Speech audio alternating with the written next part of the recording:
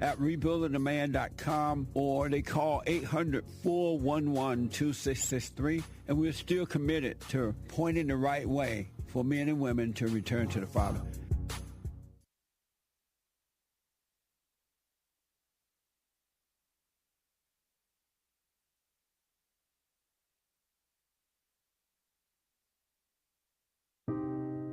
I just wanted to say that I've been listening to you for a few years now, and when you talk about the illusion of racism and how it's just a divisive tool that the media uses, and it's just good and evil. Yes. And that's what we got to focus on. It really has changed my life. My perspective is totally different now. I'm more calm. I'm more peaceful. You know, when you talk about forgiving your mother and letting go of that hate, and it just transforms you. So I just want to thank you for that, and let you know that you really are doing God's work by waking people up with this message. Amazing, Aaron. Thank you, man. I appreciate that. Sure. I can hear the angels in heaven singing right now. They're rejoicing. That's amazing. Stay with the silent prayer. Speak up, don't resent, and doubt every thought. And Aaron, you have not seen anything.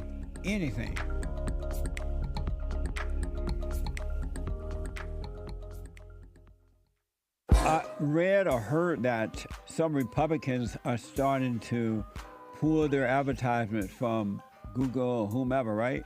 Because so many conservatives are being shut down, discriminated against, shadow banned, and all that kind of stuff. So conservatives are starting to fight back. It is happening to us too. I was just taking it one day at a time. But you could go to jlptalk.com and find all the ways to support us. You can check out rebuildingtheman.com and support our nonprofit organization. You can call 800-411-BOND, 800-411-2663. And don't forget to like, subscribe, follow, share, and study. And also, we have thefallenstate.tv. Ring the bell.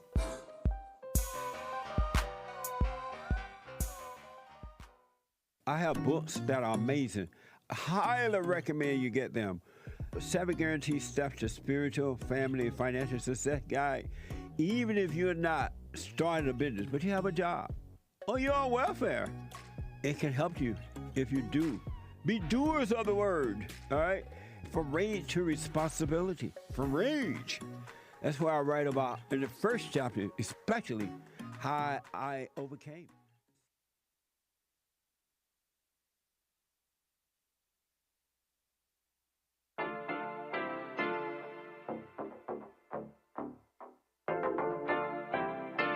Isn't he Mexican? He calls himself American. What is this? Anchor Baby. And in this corner, it's the American Anchor Baby. Daddy's home. That's an offensive term. People find that hurtful. You mean it's not politically correct? Excuse me. I'll use the word anchor baby. You know, he's an anchor baby in Canada. Tell him we still rolling with Trump, too. Anchor baby, the whole thing sounds horrific. You're just making it sound like immigrants are these horrific, greedy people. Ustedes pueden aceptar mi negocio o aceptar las consecuencias. Plata o plomo. So you would be considered white, in my opinion. You the blackest one in this room, I think so. And what happened was his mama got pregnant on the other side of the border, and then a few hours before, just before it was time for him to pop out, she jumped across the border and let him fall on American soil. So he became the anchor baby. They don't call him the anchor baby for nothing. Amazing. We like this anchor baby, right?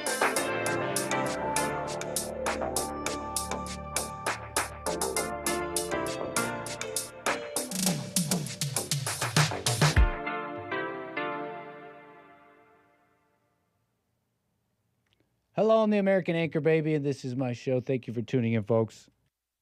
On this fine Tuesday, what a fine Tuesday it is to be back. What a pleasure to be back, because I got a bit of a show for you. I got a bit of a show for y'all, and it's a pleasure to be back. So what can I say? Welcome to the show. I'm seeing hype in the chat. Lots of hype. Very nice. Big 07s in the chat for all the supporters. Lovely kicking it off here so much. Thank you so much. Liesel with the hype and Mark kicking it all off. We got lyrics in the chat. We got emotions in the chat. People are feeling raw and real in the chat, posting lyrics. You know, and we're talking about euphoria. We're not talking about a man. We'll get to all that. There's so much to get to. So a little bit of this, a little bit of that. There's news that we never even got to. You know, the little rundown on what's been going on, Kilmore, Frisco, America. Honestly, we'll really be doing that with some of this other stuff. But maybe we'll find the time to get to all that because, you know, the Supreme Court, they're fine with it. They're like, no, you gotta bring in illegals. No. We can import millions and millions at a time every time Democrats or whatever gets in power, and then when we flip it around, too bad, so sad. So we'll find some time. Maybe we can squeeze it in and all that. But you know, you're feeling emotional in the chat. I'm seeing you. But okay, look, welcome everybody. Liesel, what can I kick it off? Kick it off with some super chats from Liesel, who kicked it off the hype train here. Make sure you thank Liesel here for the support. I know I am. With the back-to-back super chat says, Nit, Harms, Mark, Ivana, Nit, this money pour the squirrels in the park, Nit. Thank you, Liesel. I'm glad you caught that little stream. We're having fun out in the park. Experimental, right?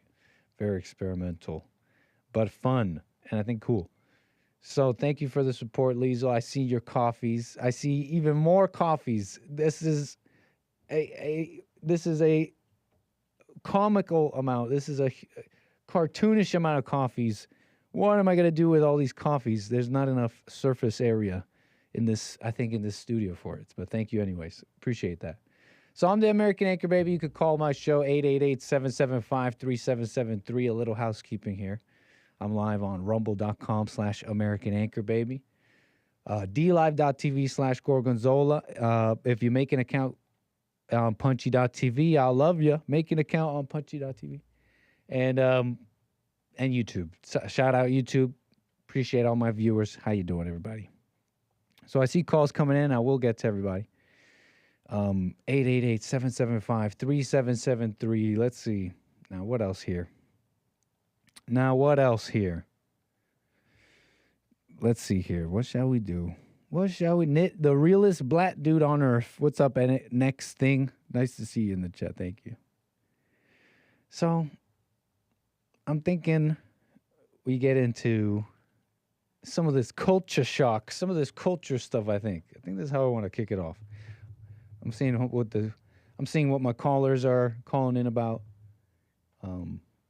Playing it by ear, seeing what we're going to do right now. Might show love to the calls here right at the beginning, at the outset.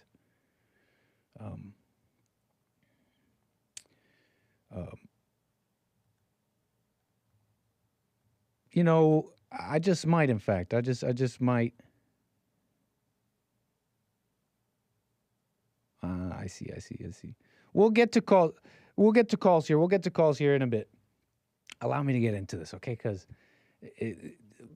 something's going on in the culture a little bit, and it's not that important to, you know. In that, a lot of I have a diverse viewers, right? I have diverse viewers, so some of you may have no idea.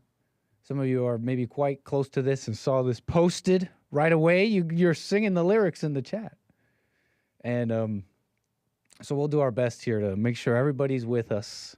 You know, who's that rapper you're talking about? Why are you talking about this? Well, we'll make sure to take it slow. Bring everybody with us here for the ride. But let's try not to spend too much time here. But basically, you're familiar now, I'm sure, with an individual who goes by Ye. Kanye West, known as Kanye West for years, changed his name. And he's an interesting individual, you know. Artist, true artist, maybe. Artist to the core. And we've seen his life in a public way, in a lot of ways. We've seen his life in a public way. Do we really know that deeply? Do we know this and that? Maybe not, but there's a lot of stuff that's just been public. Him putting it out there in the news, musically or drama. So I can understand why maybe some of you are like, catch me up, Nick, because I don't care about this drama, right? Fair enough. But okay, so he's been having an interesting life, I guess. Public, at times chaotic. I think a lot of times chaotic from what we see. had a public divorce with his wife, and then coming out, in a sense, I don't know how to call it, but all this commentary on Jewish people, and it's like a new what's this next crazy thing he's gonna say? And so that's kind of just the setting, at least, just who we're talking about and where he's at, where he is, how he's seen. I'm sure you know a lot of this, but eccentric guy. Anyways, personally, my personal what's it called? Fandom or whatever with Kanye West is not that deep in that. I've never really had a deep fandom with anybody, to be quite honest. Never really been too into any subculture and band or anything. Even when we were out going to Warped Tour, my hair was too curly to be emo. And I wasn't going to straighten my hair. What are you talking about? Start straightening my hair. My hair, look at it. Look at me. You think I'm going to be... look at me. I'm going to try and put my hair over like... It's too curly. It's way too curly. It's too lively. It's too energy, We're messing around a bit, Kanye West, okay, where was I?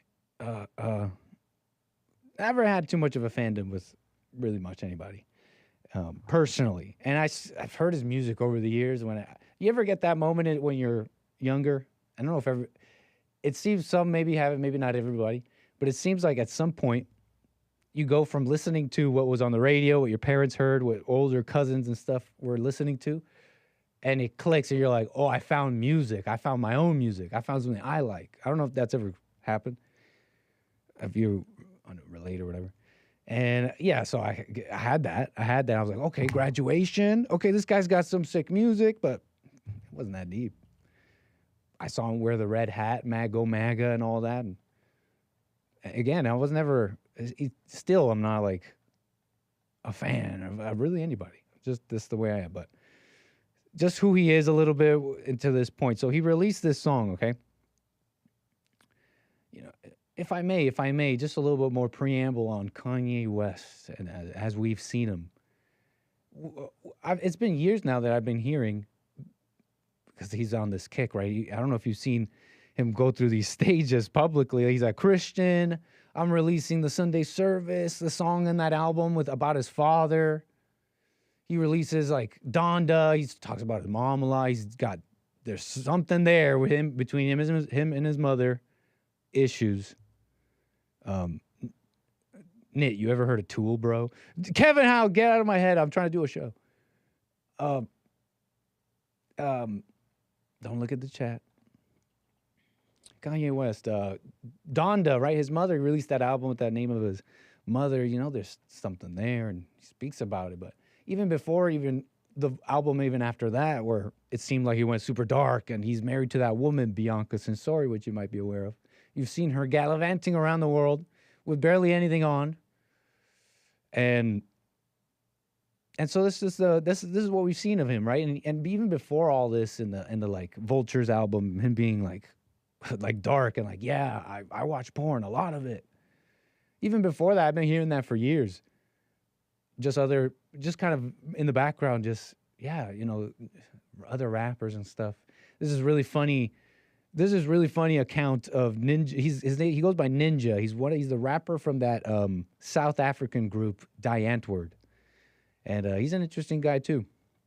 And he has this account. It's hilarious. You can check it out, of him describing him meeting Kanye West and playing basketball with him and being shocked when, in a moment of just walking into his home and meeting him, he had like hardcore pornography just playing. Like it was the more normal. And this is just according to Ninja, right? This is just accounts that have been out there. A little bit about the man and what he's into, the things we've seen. So he releases this song. He releases this song has captivated the internet here. 12 million views. He released this in a post on X yesterday. Yesterday morning, like 7:30 a.m. I see this post, and calls. There are all sorts of calls are coming in. Some of you want to talk about different things. Some on this, I think. We'll get to you. Please, a little patience. 7:30 a.m. I saw this released. I'm like, oh, okay. I sat back to watch everybody react, right? Because I felt like I saw it first. Up early for the JLP show. And he releases this song. Okay, he posts this on X. And it reads, this song is called Cousins, about my cousin that's locked in jail for life for killing a pregnant lady a few years after I told him we wouldn't look at dirty magazines together anymore. Perhaps in my self-centered mess, I felt it was my fault that I showed him those dirty magazines when he was 6, and then we acted out what we saw. Maybe I could have popped in at another moment, but my dad had Playboy magazines, but the magazines I found in the top of my mom's closet were different. My name is Ye, and I S'd my cousins till I was 14, tweet sent. Okay, so he sends the tweet, video attached, song attached. That's the tweet, that's the piece, that's the art, that's the moment, whatever. Okay? Oh my gosh, right? Oh my gosh, people like blah, blah, blah. And honestly, before I ramble on too much about little details and nuances that I may or may not want to get to, I notice sometimes I'll do that because I'm trying to describe this point. But let me say like the point first. Before we get like lost in the clouds, lost in the tweets, lost in the... And not too lost because I'm speaking from the heart in a sense. It's just, let me get to the point. Let me kind of get to the point of why I the song. I like the song. I like him. I like. How do I? Allow me to say this. This is kind of the point here. My like of the song and all that is kind of detached in a way because it's like, how do I put this? This whole generation, this world I grew up in, the abuse. I don't know how to put that, and I hate that word too. The abused generation, if I may steal a term here, if I may. But and how it's just the most normal world we're living in. It's like the emperor has no clothes. But it's really abnormal. We have a really abnormal life, an abnormal society. Just consider sex for a moment. Pornography. How many, like, this is the thing about talking about this too, is like, I'm never going to beat the allegation. You guys, let me get to this. The point is, there's this abnormal society. This is a crazy abnormal world. We call it love. We call it normal. But then another thing on top of that, the true point, and then I'll get into like the color of it all. But I want to kind of lay this out beforehand before we get lost. It's like this abuse. At the same time, Kanye doesn't get a pass in anger. It's like this world is crazy, but there's no abuse that bad. There is nothing that you can't overcome.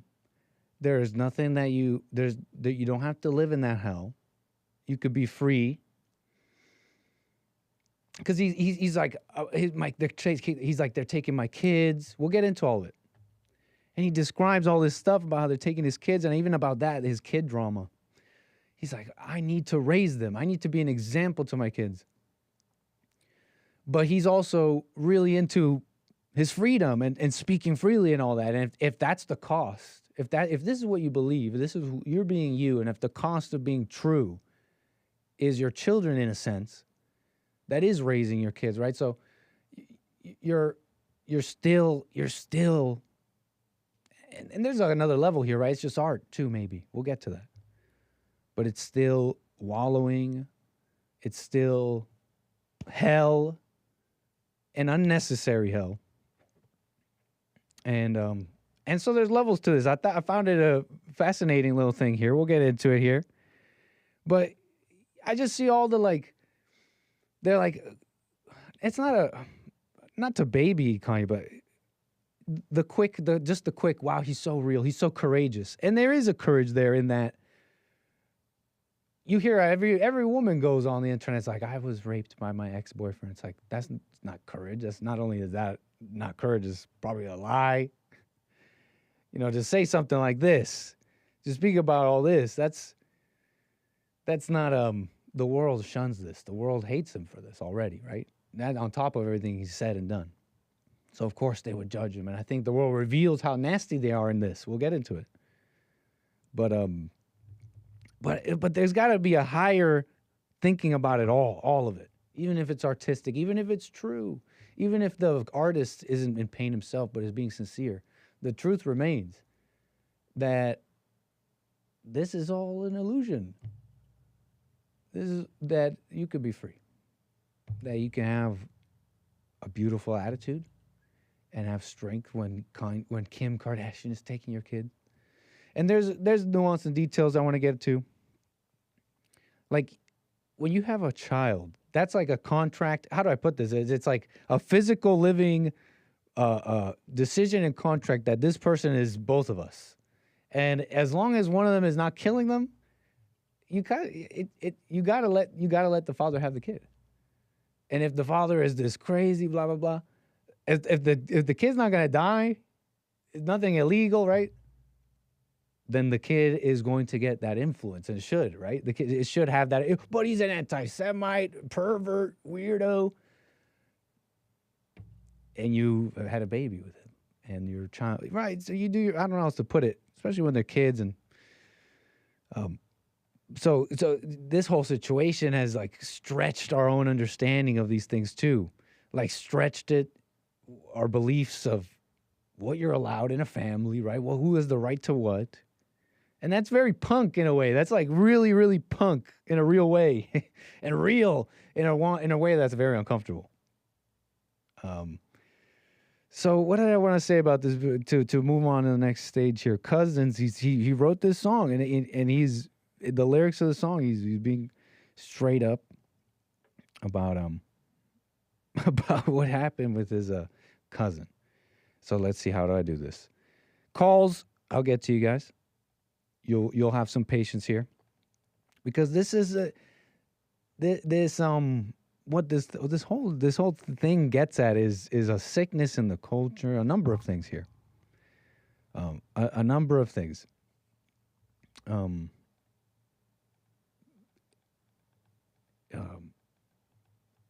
Again, I don't like that word, abuse. I used to make this joke. And I think it was years ago too, like before Jesse or anything. But just talking about like trauma and stuff, I'd say to some of my older coworkers, some of the older coworkers at the restaurants, I'd say, we're talking about trauma. I remember making a joke about, you talk about trauma, but we had Blue Waffle growing up. And that was a joke. I was just really trying to joke. We had Lemon Party growing up. Now, don't Google those things, but those were, growing up, those were like these internet shock things that would go around, and they were very, very pornographic and violent and disturbing. But they were like a joke internet thread, and that was like normal. That was just very normal, just like, haha, wow, did you guys see Lemon Party? That was messed up. But we grew up with trauma in a way, and I really don't like the victim abuse thing, but I'm just simply trying to describe and speak on this culture, this hypersexual. It's very, very abnormal. It's very abnormal. How many people are out there like Kanye? Maybe didn't do exactly that, but had a crazy world, had a crazy life. Let's see here. How do we do this? How about we do this? Just speak more on this, if I may. To describe more what I'm thinking here, this one gets pretty emotional. He gets pretty emotional with this one. It's got this punk sound though. It does have he was even able to make a song about your cousin in this way.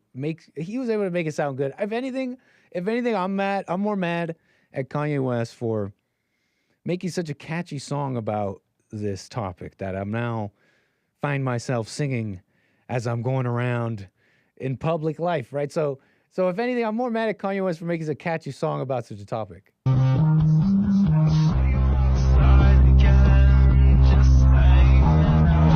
Taking the imagery.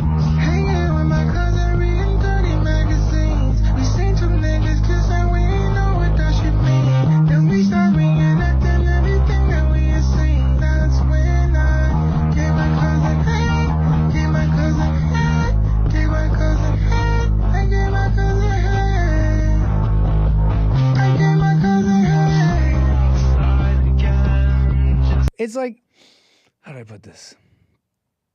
Courageous. They say courageous. Speak about your trauma. Speak about your thing. Yeah, this is honest. It's like, this is the abused generation. Generations, whatever. But then there's this like other side to it. There's got to be this higher thinking. Like, oh yeah, it's dark. It's true. It's honest. But it's also just in your head. Right? It's also just in your head. Everybody been abused. You know, you hear it now all the time. I wonder though, for many, I don't know if they really see it this way though. Abuse comes to mind. You think about women, and just men raping women or something like that. But what else about this? I know these Engas about to judge me now. I mean, how true is he? How just true is that? How true is that? Everybody has their own story about this. Like first, all the people who were into him because he was saying like Hitler stuff, now they have their theory on this. They're like, okay, he's being blackmailed. So this is Ye being blackmailed, and he didn't fancy playing blackmail games. I cannot think of what else this could be. He didn't do that with his cousin, guys. He's based, and he loves Hitler, okay? And this is blackmail. This has to be blackmail, right? Right, guys? It's like, guys, calm down. He's like, this is Ye being blackmailed, right? This is both wild and bold, horrific, but human, real and absolutely surreal. I mean, I think that's true. I feel the same way about that. That's just a true statement. But it's funny how they're taking this, right? Like, he's being blackmailed, guys. He's based and Hitler pilled, okay? I don't know, Ye. This Hitler stuff I can go along with, but this, I don't know, man. It's like, this is real. I thought you wanted real, right? The world wants real, etc. Wanted to say that. And seeing the world react is just a funny thing too, right? You make it harder and harder for me to defend you every day, bro. Is this a test of faith? If you got to defend somebody, you're lost. You're a lost person. Everything you have to defend someone, out there defending someone, you're responsible for someone like that. That you have to co-sign everything someone says. Like how much of a not individual are you? How much of a follower are you? That you have to say such a statement. You make it harder for me to defend you every day. You're a lost person. You're definitely lost in that way. So these Engas about to judge me now. It's funny, the world really reacts the same way. You know, they have the same way of reacting. Breitbart, extremely grim, explains a lot. You know, I wonder what you mean, Breitbart. Extremely grim, explains a lot. Like what? Explains what? That our culture is like really hypersexual and how many people, you know, listen to Kanye's song with like, ugh, and then they went and opened up a incognito tab. How many people listen to Kanye West's song about childhood incest, gay incest, and then you opened up an incognito tab on your browser? Anyways, that was low-hanging fruit, but it's true. It's true. It's just, you know, judgment. You feel me? But what else about this? Very abnormal culture. Young people into sex, way into it. Sex is like a nothing thing. The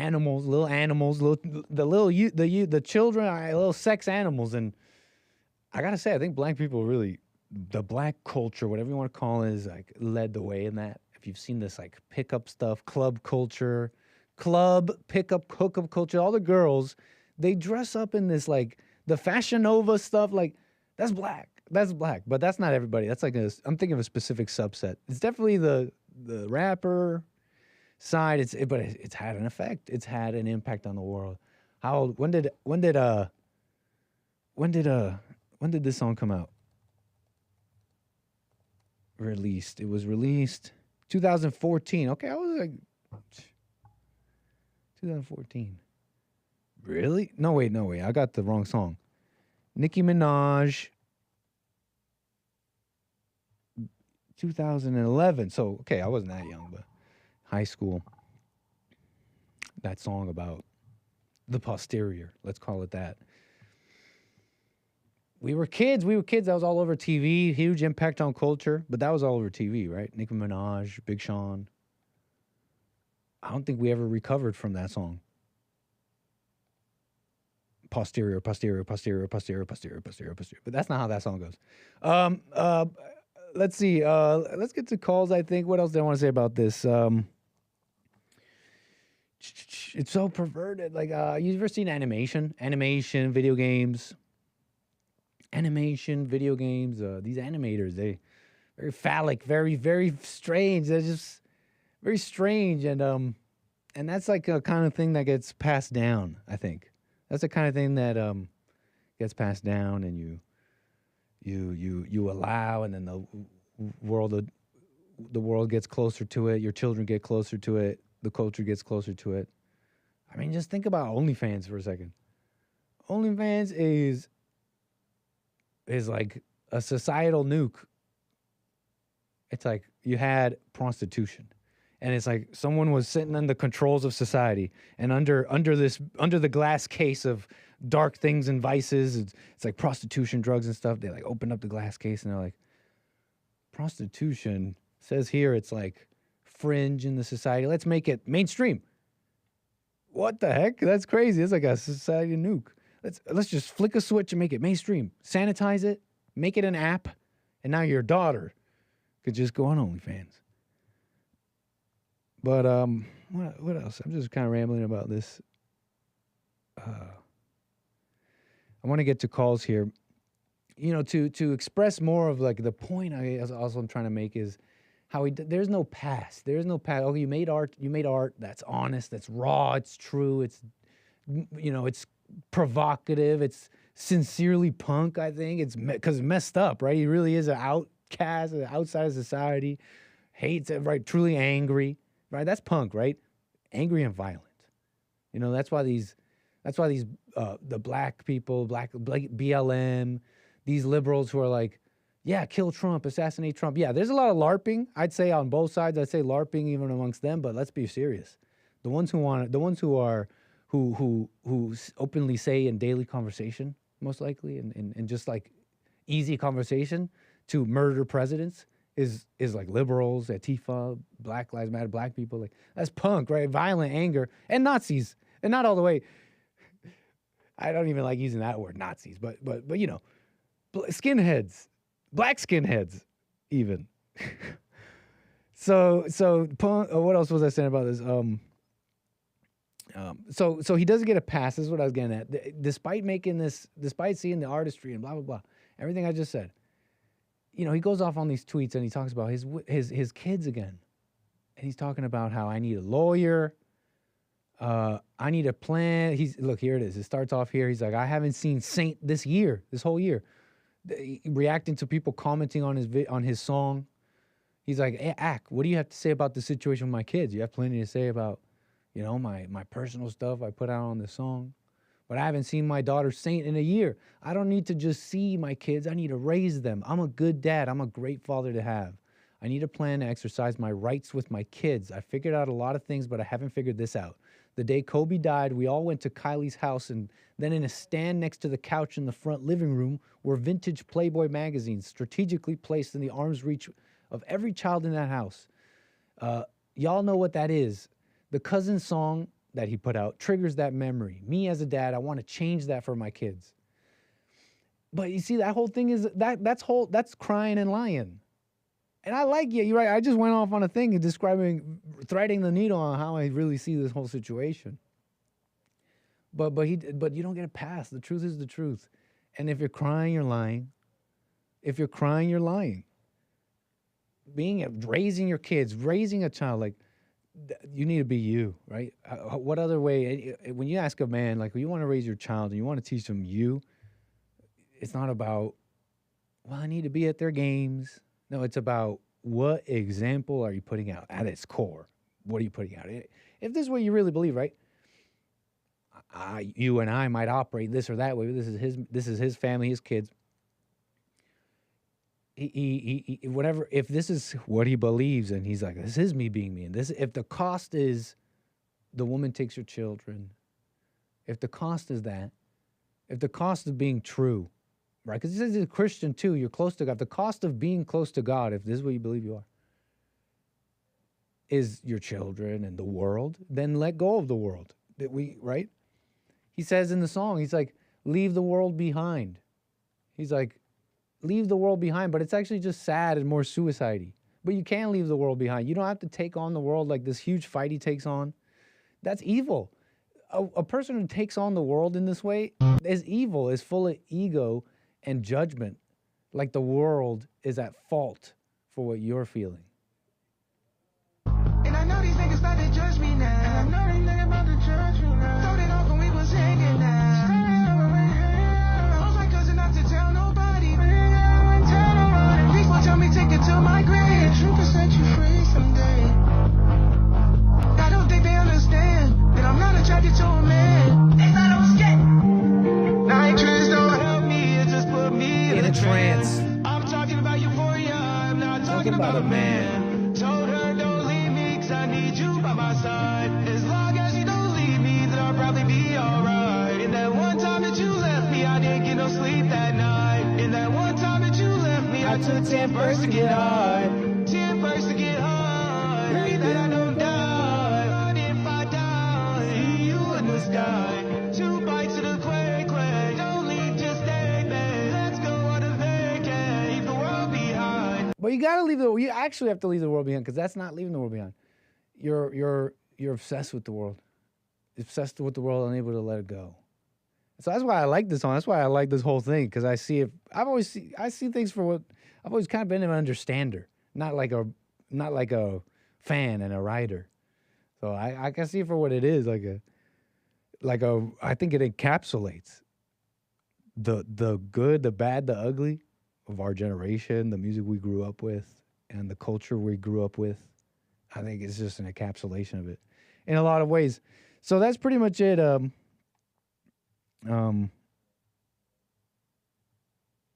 think that's it about this.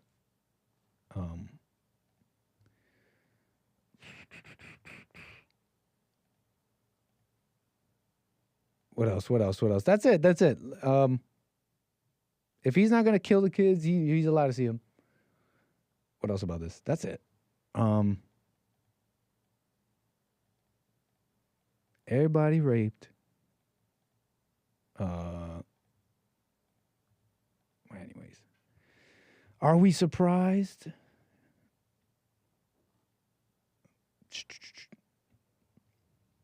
Some people are saying, are we surprised?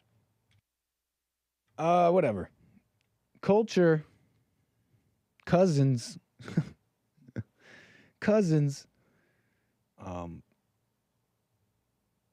Let's get to, I think, calls now. 888-775-3773. A little bit on America. Do you see that? Like, how some are maybe growing up, like a lot of people. Child abuse is mainstream. It's an everyday thing. You go to school and they want to teach kids. I'm sure you've heard enough conservative railing about it, but this is the time. This is the moment to do it. The kids in the schools, like, we're talking about sex education. What is that? That's crazy.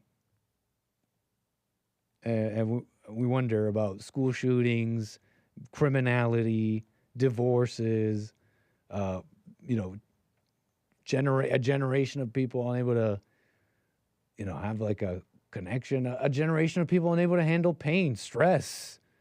Right? I heard that on a call with the Hake Report, I think earlier today.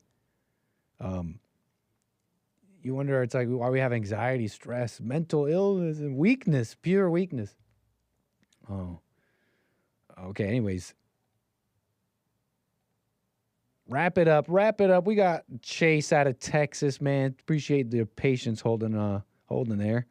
Go ahead, you're on the air. What's up, man? Go ahead, Chase, you're on the air. Yeah, how you doing? No complaints here. All is well. Yeah. I was going to ask you about a few things, and you brought up some stuff, and then you just, I don't know, you went on some. So I just put the phone down and ran some Pink Floyd to the stereo. Nice. Yeah. So y'all got, I didn't catch your stream where you were driving. You called in that day. I was at the park. I drove a bit that day. I didn't get you there then. Yeah, it was that day. Hey, do you have any, y'all got back roads around there? You can cruise around on some back roads? Hold on. I think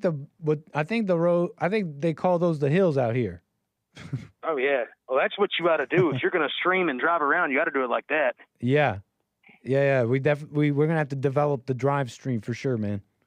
Well, see, I was just coming off some back roads. I prefer back roads. I don't take the interstate if I don't have to, because nature's just way, way, way better than all the concrete and all the stuff like that. What was better than I just got to the bones of it. I just want to deposit. You said what was better than the concrete?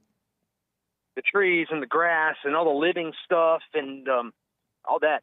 Actually, it's actually real good for you to take your shoes and your socks off and walk in the grass and just touch trees. That's all you got to do. Just zone out, do that. There's something in the earth. There's electricity flow and crap, energy and crap like that in the earth that's supposed to heal you. The sun too. You're supposed to get in the sun. So for all the white people in the chat, don't use sunscreen. That stuff is actually what causes the cancer. The sun's not going to kill you. For real? They lied to you. Yep. The sunscreen is That's according bad. to Chase. No, that's a real thing. Look it up. That sunscreen is toxic as hell. You're supposed to have sun. Getting burned is not going to hurt you that bad. Most of us know this. You said getting burned is not going to hurt you that bad?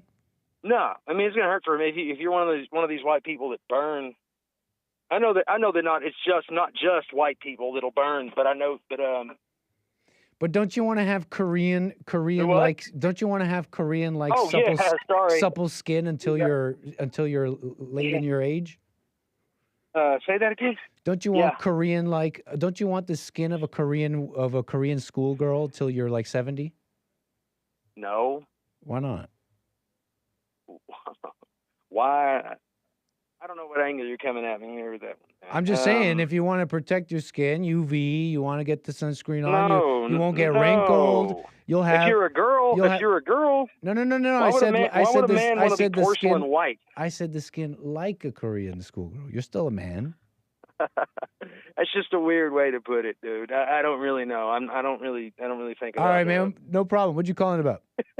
That was pretty much it. That was. Yeah, it. I was just messing with you. Yeah, I was just messing. You ever seen those truck drivers who show their half of their face is wrinkled and the other half is fine because for years driving down, driving one way, the sun is hitting one side of their face a lot? I'm on camera, man. I got to wear the sunscreen. I understand. You don't ever go out and try to. Tax cattle in the chat says we're not all gay. Okay, is that why tax cattle? Okay. I don't know about you guys, but yeah, it's not gay. It's not gay if I'm on camera. Yeah, I guess the whole Kanye thing. Anyways, what the hell's going on there? Pain like anybody? Don't you think? Never liked. I liked Kanye West before I knew how he was. And man, I like rap. I just say if you're gonna go rap, at least go something that's hard. That's it. But I'm not into the kind of new stuff, all the electronic stuff. It sounds like the old techno. Yeah, the young people they're into. See that was written by this guy too named Dave Blunson. The young people are into this like. I don't know what it is. It's like being like soft and like punk. That is kind of like. That is kind of like rap and punk now. It's like kind of soft, like. Yeah, it is. Don't leave, bae, and like a lot of auto tune, with a lot of arpeggios, a lot of melodic arpeggios. It's kind of soft sounding, but it's what they're into. All right, Chase. Yeah. Appreciate your call, man. Hey, before you go, check it. You ever do any rock music? Any good rock music? Yeah, man, all sorts of music. Okay. Old, new. Yeah. Oldies like Floyd, Pink Floyd. For sure, Floyd, big time. See that electric guitar, that stuff is what used to be that same stuff now. That's all the auto tune and all that stuff. It used to be that electric guitar, and that's gotten phased out a little bit in favor of the new black people music, and I'm not a fan of the newest black people music. That stuff is a little bit soft and it's got a Kanye gay but have you tune noticed? to it. But you know, but we reached peak guitar. I think is what happened.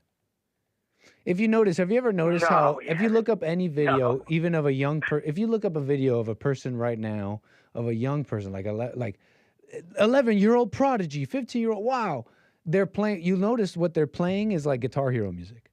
We already reached peak guitar, right? You can't have. You can never have too much guitar. I'm not saying we can't have too much. I'm not saying you can't have more. Back. I'm not saying you can't have more. You can have your taste. I'm just saying that I think that's why societally, in a way, we reach like a peak guitar in a sense. And the proof is in any prodigy now is still playing that stuff. Is playing like all the music that was already peak guitar. You know what I mean?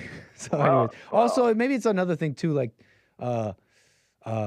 low barrier to entry to music. So, you know, now you don't have to like work necessarily at like the skills of an instrument and all that. Well, yeah. See, I mean, I like rap. I always will. But there's something about especially the older rock, where they're not lying when they say that old stuff right there was talent, because you had a group. You had to get the group together. Everyone had to synchronize. You had to use real, music. You had to actually that's create its own talent. music. Now it's just See, rap is its own talent for sure. Tom McDonald's great. Rap is still talent. There's talent in there. It's not, but I me's just it's lazier. It's all it is. It's lazier. Why do you like Tom McDonald? Because he rapped with Roseanne Barr? No, I just he's got some cool stuff out there, especially that video. Would you have seen God Mode? I don't listen God to that Mode, stuff. and you got to watch the video. It's like an 8-minute. It's not raw and real enough, bro. Yeah, it's pretty raw and real. You're just thinking it's not raw and real. Go look into it. You don't think it's raw bro. and real. He's not talking about cousins and. You're being a smart ass. I'm a little bit. If you heard the segment, that's cool, man. And the lyrics of the song. I'm a troll too. I get it. Chase, man. All right, man. Well, I gotta Appreciate go. It. I gotta get in my truck now. Yeah. Parked. So. 888-775-3773. What was I saying? Peak guitar. It's like they done did it. They did it all. They did it all.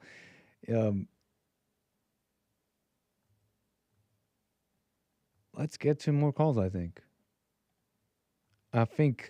But first here, Mark, man, I almost forgot your super chat here. Appreciate your support. Mark says, today is a good day. Wait, what am I reading here? Today is a good day in the light and plus the return of Liesel. Amazing. Right on, Mark. Appreciate your super chat. I remember. And Liesel, she's back. Thank you so much. And are we wearing the sunscreen or are we not wearing the sunscreen? I heard that too. It's cancerous, but that's just claims, okay? I'm not making such a claim on my show. That's not what I'm saying. I'm seeing you guys debate it in the chat. What's up, Creighton? DJ T over there on Rumble. Kick back. Stretch your legs.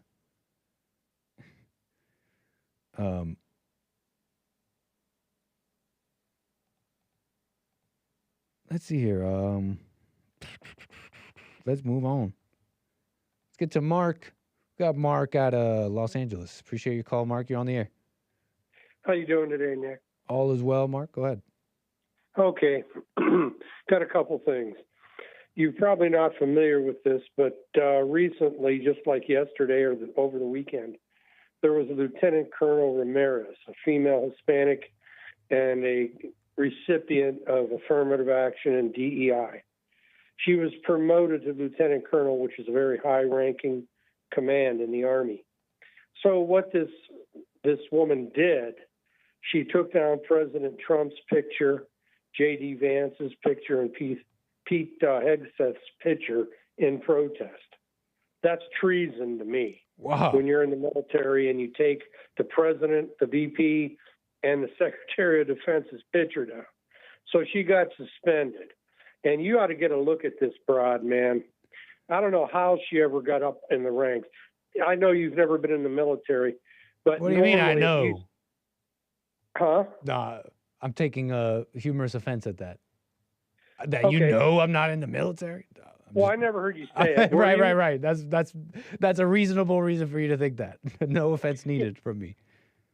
Okay, so you were never in. No, I wasn't.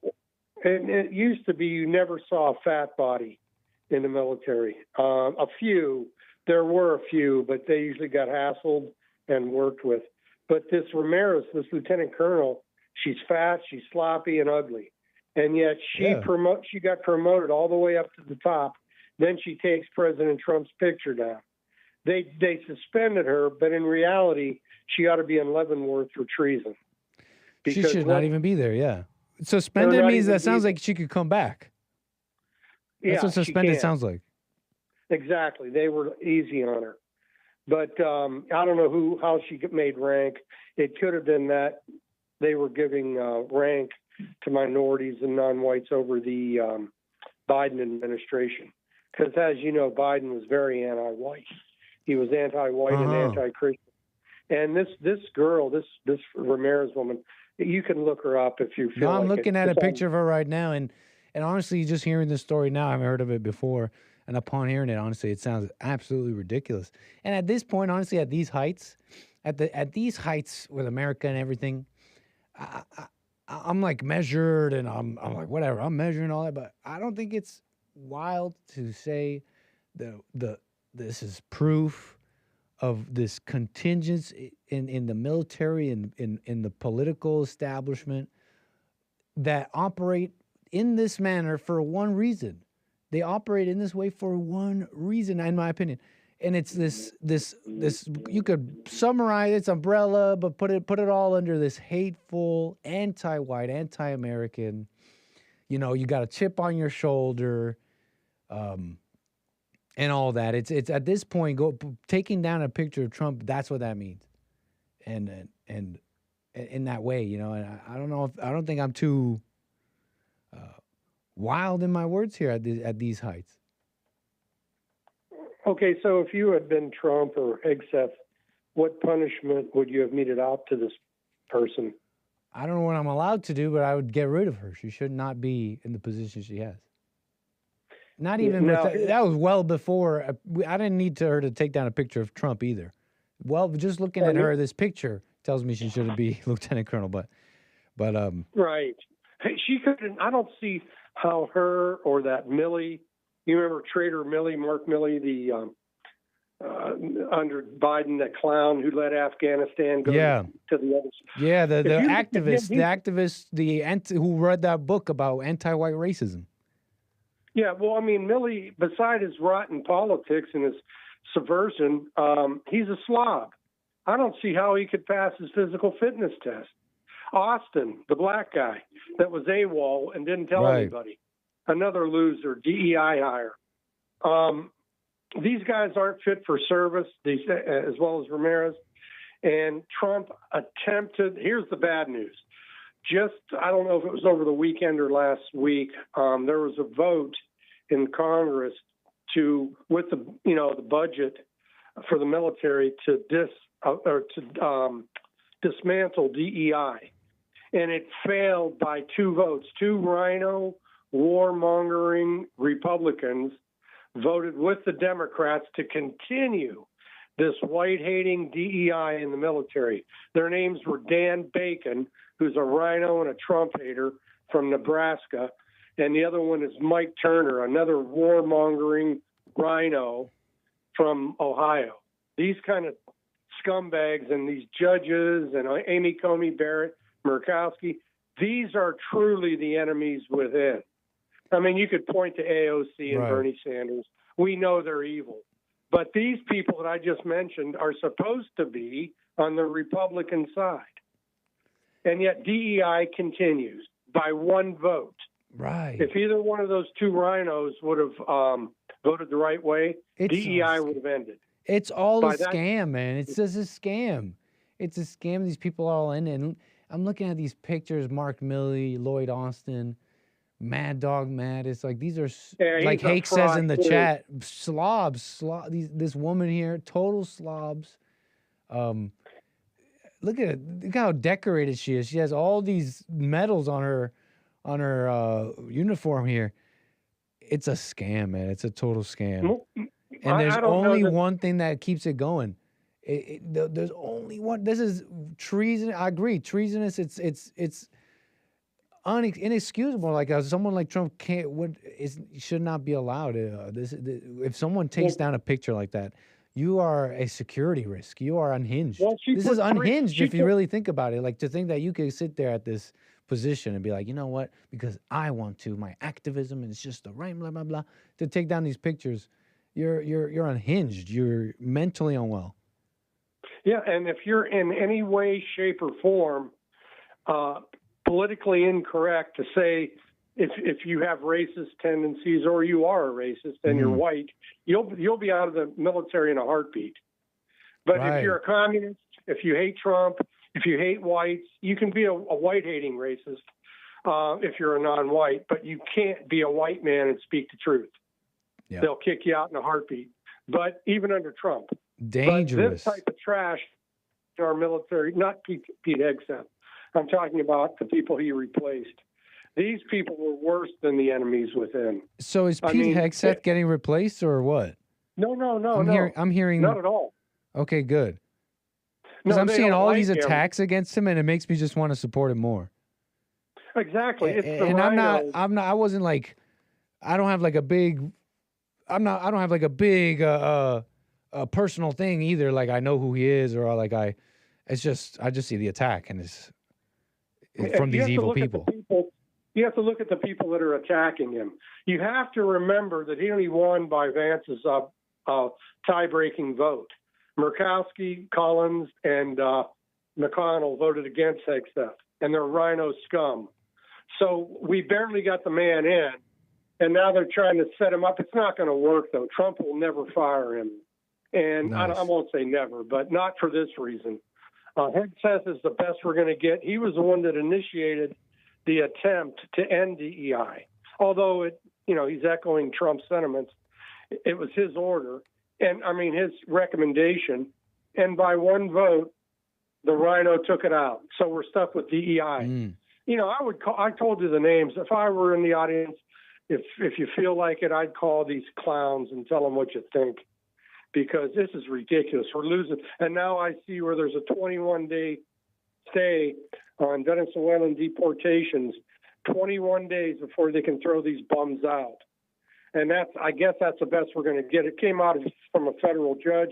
I don't know the details. I saw it on a headline while I was waiting to talk to you. So all these judges and all these people Obama and Biden put in power in our government, these are the enemies within. And lastly, I think I may have told you or Hake, if I were Trump, I would defy the judges because there's really physically nothing they can do. The only thing they can do when you defy a judge is send the marshals out to take you in or whatever the case may be, sell your belongings. But they can't do any of that to Trump because the marshals are under the Secret Service. And Trump is the boss of this. He's over the Secret Service. So basically, Trump wants to try to play by the rules, and I understand and respect that. But in the meantime, the clock's ticking. These criminals continue to stay in this country, and we can't deport them. Are they just going to play the clock out till 4 years runs out, and then they all get amnesty? I mean, I'm happy that Trump won. But he's got to do something. I mean, God has almost got to intervene to make this work. Right. They weren't vetted when they came here. Why should we vet them with due process? Would you say that is that would explain some of the behavior or comments from the Trump administration? Like, for example, them saying, "Oh, it was an administrative error." At least initially, when they first kind of were saying about this Kilmar Garcia sent to El Salvador, do you think them? Basically, to crudely put it, not take your advice to defy all these orders, them wanting to stay within these parameters explains some of this commentary and actions from the administration? Well, I don't exactly know. For example, you said an administrative error. I'd have to know what the error is. I know it wasn't clear, and maybe they said, but that's what they said. At least initially. That too. But I don't know if they said that anymore. I haven't. Since then, they've come out. Since then, the Trump administration has come out with some amazing information about this Kilmar, like the MS-13 tattoos and all that. So wife beater. Right. I mean, what it is, I think what this whole thing is, there were 4 traitors from the demon rats who are there now, I believe right now in El Salvador. This Ricky Garcia boy, you got to look him up. He's a real devil. You said who? He, Garcia? That representative?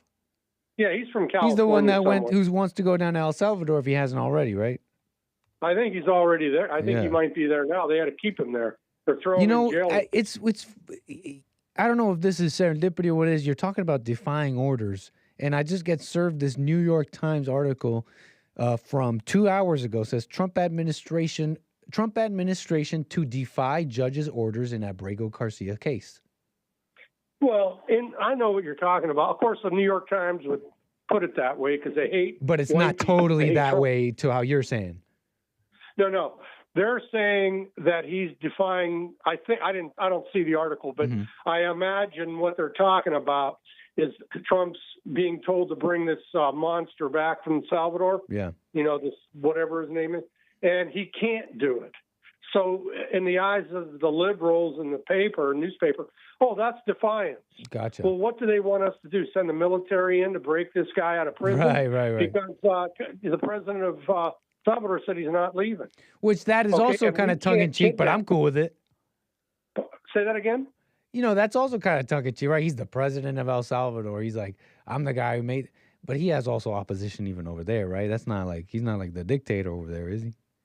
I don't think so, but he's cleaned it up. Right. It's just a funny thing, right? Them say, hey, well, I don't know, guys. I can't really do anything. And personally, I'm fine with that. If he's lying about that or not, I don't care. Keep it up. Keep saying you can't bring him back because we don't want him back. He's home. He can bring him back. He doesn't want to. Talking about right. So that's what I'm thinking it is too. He doesn't want to because I saw him say he's like I don't know I can't. I saw him say the other day like I can't, and I thought that was funny, right? He's the guy who makes the prison, puts all these people away. Is like I don't know, guys. Sorry, I can't bring him. I can't send him back your way. I'm fine with it. Keep it up. I just think it's funny. Well, getting back to that headline from the New York Times, that shows bias because it's a half truth. I mean, in a sense, the court is being defied, but there's nothing Trump can do about it. Right. I mean, what do they want him to do? Fair enough. Break this guy out of jail and smuggle him back? And if he comes back, he's going to be deported again. But why these commies are fighting for this guy is because if Trump's administration would sell out and bring this guy back, they would pick another guy. Who's the next Willie Horton? So if you don't know who that is, he was a guy they used in 1988 to get the first Bush elected. He was a black guy. They let out of prison, and he raped a white woman and killed her husband or boyfriend. So after Bush used it. After he was paroled by Dukakis. Dukakis ran against Bush, and Willie Horton is an example of a black criminal who got away with it. Now, in the case of Borrego, or whatever his name is, if he were to come back, that would break the floodgates. So let's bring them all back. Right. That's exactly it, too. That's their game plan. That's exactly it, too. I was saying the other day that doesn't... Look, if you ask most Trump supporters and stuff, they're reasonable people. They're law and order type people. They just want to see the law enforced. And so if you really pin them down and ask them, right... And let's take a different hypothetical, like not exactly Kilmar Garcia, but someone you could maybe more clearly say, maybe that one shouldn't have been deported in this way or whatever. I think if you pin down your average Trump supporter, they're like, okay, yeah, I'm a reasonable person. If this person shouldn't have been deported, then they shouldn't have been deported. But the people who are bringing it up don't want to have that reasonable conversation. They're waiting for you to say, okay, fine, you're right about this, so that they can just go to the next thing. And the next thing, because the goal is open borders. They hate the whole thing. And that's the only explanation. That's what gets me about this story, too, with that lieutenant colonel. There's only one explanation, that the woman like that was able to get in that kind of position and do such a thing, take down those pictures, is this anti-American, anti-white contingency in America that is mainstream. Right.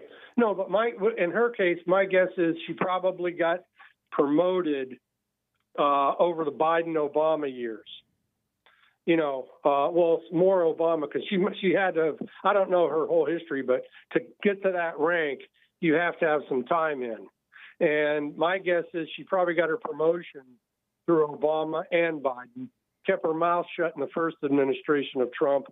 And now that thinks she's on the top, she could be defiant and evil. And she is, but at least they took action against her.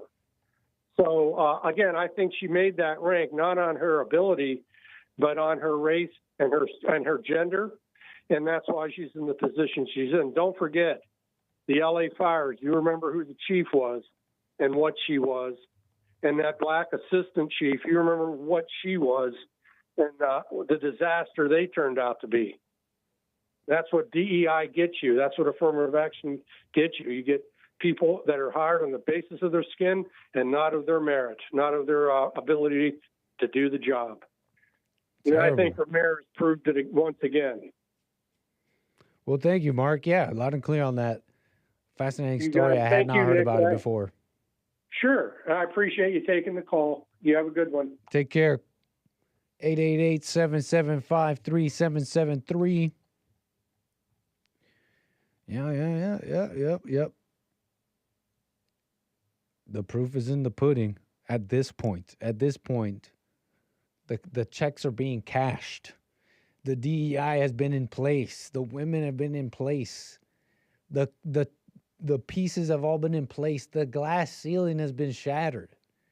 We're here, baby. We've arrived. You're here already. And the proof is in the pudding. Mark's just kind of saying it how it is in a lot of cases. It's a funny thing about the right thing, about the truth, saying the right thing. Like, doing the right thing is just about doing it, right? And the only reason you don't is out of fear. Is fear. So that you can extend that probably to everything. Extend that to everything. Like, for example, let's go Frisco. That's a big topic. Frisco, Texas. They stabbed Austin Metcalf. These black people are angry and hateful. What are we going to do? Some are like, we got to kill him. We got to do this. We got to, fight. We got to do all this crazy stuff. And I'm thinking, most of those people are wimps. I was going to say another word that has to do with cats, but... Right? Because they were, talking tough is one thing, but being faced, I'll go into a room, talk tough. And then if one guy laughs, I'm going to laugh with him because I'm going to be like, this guy knows I'm... And we're going to laugh it up. But put it like this. You're not Napoleon Bonaparte. You're not even as mad as these Black Lives Matter people who grew up really angry and they're ready to kill. They're literally ready to kill. They're out there having daily normal conversations about assassinating Trump like it's a normal thing. And it's like, yeah, someone's got to kill us.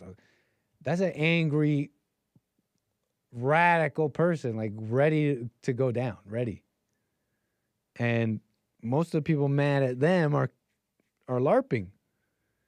Because if you wanted to do the right thing, you just do it.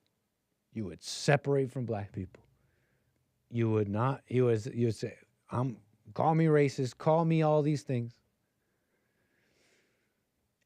Some people have gone the other way. They gone to the dark side. And they're like, you're right. I don't want to be a wimp anymore. I'm gonna be like these people.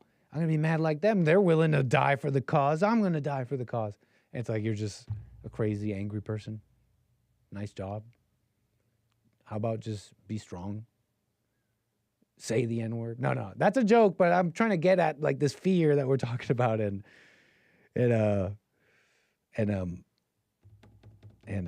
being about it, whatever. As opposed to being mad about it online, if I may make a point, sort of.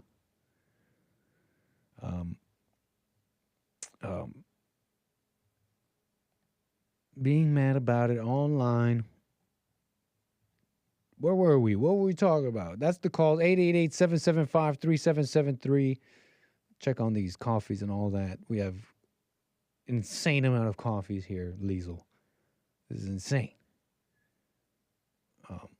Thank you, Mark. Thank you, everybody. Supporters. My supporters on Rumble. Very nice. Viewers on Punchy. Very nice. Is Lin Yan Chin in the chat? I'm just remembering now of a Lin Yan chat. A Lin Yan chat Coffee's cold, Nick. A Lin Yan Chin chat. That I didn't quite show enough attention to. I meant to get back to it. Lin Yan Chin, are you here?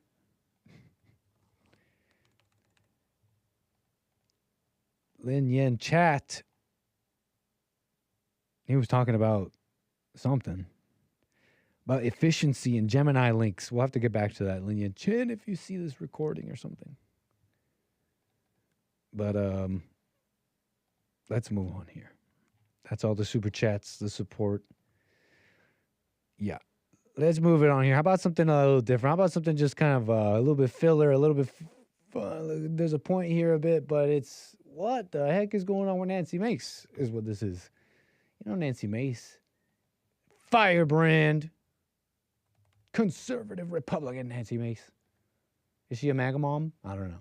Is she a mom at all? I don't know. But she's a firebrand Republican. Fighting for the women. No transgenders. Get out of my face. Men with skirts. I don't know. I don't really hear her say much about women trying to be men.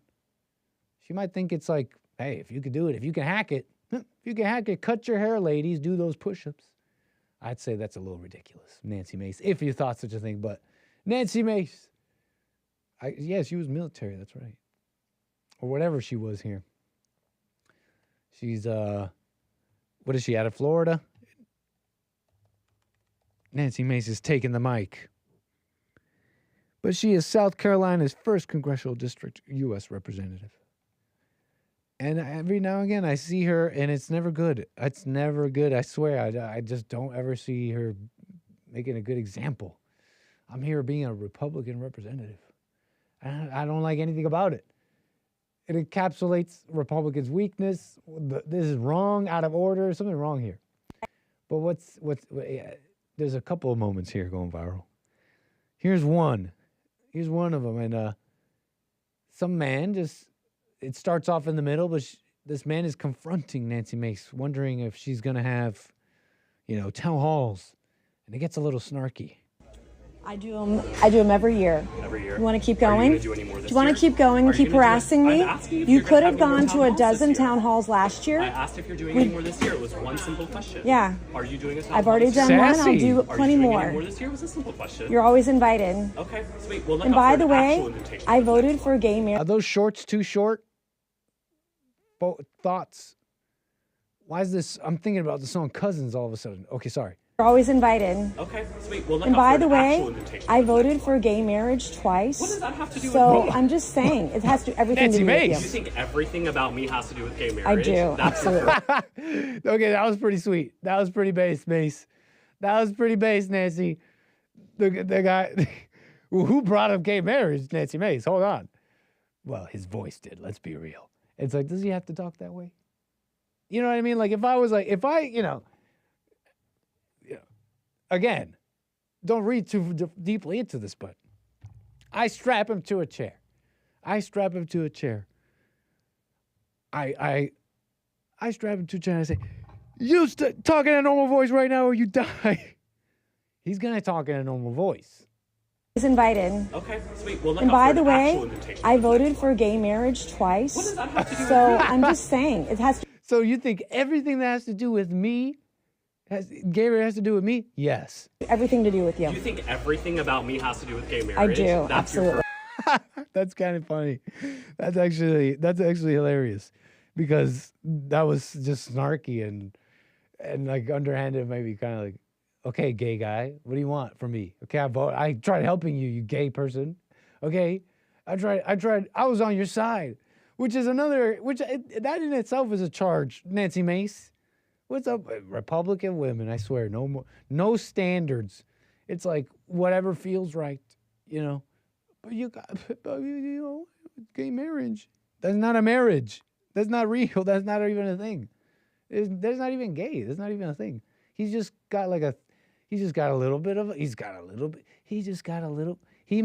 we don't know what happened, but big asterisk over this comment about abuse. Just add in the whole thing about abused generation. Okay, think about that for a moment, and then add in a little bit of sexual thrill, spice it, sprinkle on a little gay voice, and now you got this thing we call gay. It's like there's no gay.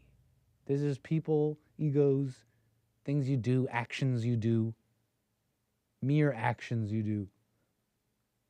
But anyway, there's no other humane thing you can talk about me just saying, "Oh, I support gay marriage." Yeah, that's because you're getting in my face about a town hall. You could have done because you're being this flame. She didn't say it. You're getting in my face like this flaming. Like I supported y'all last year. Question from right Would you like me? Is if you have any plans to have more town hall this year? I have town halls every year. I have over a dozen every year. Great, that was my entire question. You didn't have to go into the spiel about you could have come to any of them last year. Okay. And I had over a dozen. Year, not 2024. Where were you the year before that? Okay. Or the year before that? It was a simple question. Oh, because you know what? Because you people on the left are crazy. Oh, that's what we're calling them now, huh, Nancy Mace? You people on the left. Oh, I got you, Nancy Mace. That's what we're calling them. I'm just messing around here. You know, I don't know what her heart is. She might have a thing. I get this impression she has like a bit of a thing, maybe even a bit of a judgment on the trans, the trans, gay, LGBT, because the proof is in the kind of the reaction. If something's wrong, it's wrong. And you just say how it is when confronted with it. You don't have to go on a crusade about it. When it comes up, when confronted with it, if something's wrong, it's wrong. North is north, right? You don't gotta go crusade about it. And the proof is in the having to go on a crusade about it. It's like if you're a representative and you have a job, but it seems like even if you're not a representative, women all over the place are taking up arms, a crusade. Like, I'm standing up for girls. I'm standing up for girls who these men with beards think that wearing a skirt, suddenly you're a girl. Like, what an offense. So she's taking this offense to that. And I don't think I'm crazy to say that that's a bit of a judgment, right? You don't quite see things straight, right? You're not seeing things clearly. Because look, you go on these videos. I would not take my phone out here, just walk away from, unless he was being a total harassing kind of fruit here, being a total just harassing. Just sometimes they don't care about semblance of rules and decorum. It's like, I'm gay, I'll do whatever I want. But it's just a vibe I get. It's just a vibe I get. And so I don't know what happened, but I don't quite see, I'm rambling a bit, but the impression this Nancy Mace I get. It's like this whole scene is wrong. Her being a politician, fighting with this trans person. Does your husband call you babe? I'm not married. Okay, so even better. And I don't care. Okay, so I would like for you to apologize because that is derogatory. And second of all, is tranny derogatory? Prerogatory? Did they change the name? Did they change the word derogatory to prerogatory? Like you're making fun of pronouns? I would like for you to apologize. You have to be a whacked out person to even show up to this thing to tell Nancy Mace you have to apologize for something she said. For you to apologize because that is derogatory. And what does Nancy Mace do though in response? Is tranny derogatory? She hits him with the T word. Hey, tranny. Is that not allowed on YouTube? Well, yeah. Of course the fuck it is. Oh, she be swearing. Yeah, tranny. If that's derogatory, you are She makes me laugh. She sure makes me laugh. I don't know. Just kick about. Did she get mad? You think she got mad? Tranny. She makes me laugh a bit. She's a little unhinged, in my opinion. She's kind of a wild card, dangerous. And I get this impression Trump doesn't really bring her around. We can never take you anywhere. I don't really see her with the Trump peeps. That one time on the floor, and Trump dodged Nancy Mace's claw move. The claw move.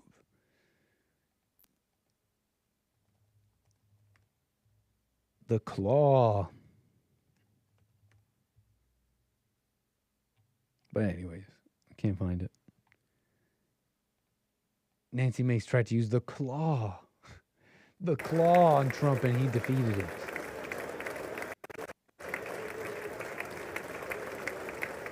Oh, come here. Get out of here. No. Let's move on here. Nancy Mace. I'm sure she's a hell of a gal. Nancy Mace, hell of a gal, hell of a representative. Bit of a wild card, a little bit nuts, but a hell of a gal. It's maybe something he might say, Trump. Trump might say that. He might, in the parallel universe, might say that. Okay, let's see what else. Sorry, I'm laughing because I'm looking at chat, which is a mistake. Don't even look at chat. What are you saying, Neri? Don't look at chat. Let's move on. We got some other stuff here. We're done with all this. We're done with that. What else do we got? 888-775-3773. You know, I was making a commentary on this a while ago, and I was just kidding. This was a mere joke.